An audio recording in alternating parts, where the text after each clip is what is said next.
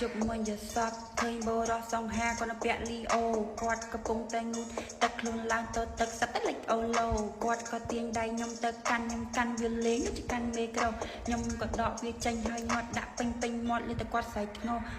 កជប់ទល់ភ្លឺមានតែបងនឹងខត់នេះបងថាសុំមួយតាន់ថាឲ្យពីបងបើកឆាប់ប្រយុទ្ធពួកចង្វាន់ baby តាំងតែពីព្រលឹករហូតដល់ម៉ោង2ជីសេះលេងដៃហើយនឹងឆាមីងឯក្បាច់ចុងក្រោយនោះគឺដល់អូនស្ទើរស្រែកយំគួរតែវិញមកដាក់ឃ្លីខ្លួនប្រានអូនតាមព្រឹកតែបងសោកជី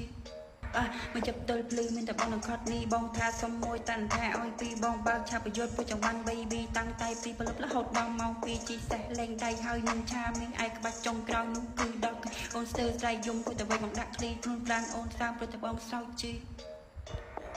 ជប់មិនយសពឃើញបរោះសងហាគាត់នៅពាក់លីអូគាត់កំពុងតែងូតទឹកខ្លួនឡើងទៅទឹកសត្វតែលិចអូឡូគាត់ក៏ទាញដៃខ្ញុំទៅកាន់ខ្ញុំកាន់វាលេងដូចជាកាន់មេក្រូខ្ញុំក៏ដកវាចេញហើយងាត់ដាក់ពេញមាត់លេតែគាត់ស្រែកធ្ងោមកជប់ទល់ភ្លឺមានតែបងនឹងខត់នេះបងថាសុំមួយតាន់ថាឲ្យពីបងបើកឆាប់ប្រយុទ្ធពួកចង្វាន់ baby តាំងតែពីព្រលឹករហូតដល់ម៉ោង2ជីសេះលេងដៃហើយនឹងឆាមីងឯក្បាច់ចុងក្រោយនោះគឺដល់អូនស្ទើរស្រែកយំគួរតែវិញមកដាក់ឃ្លីខ្លួនប្រានអូនតាមព្រឹកតែបងសោកជី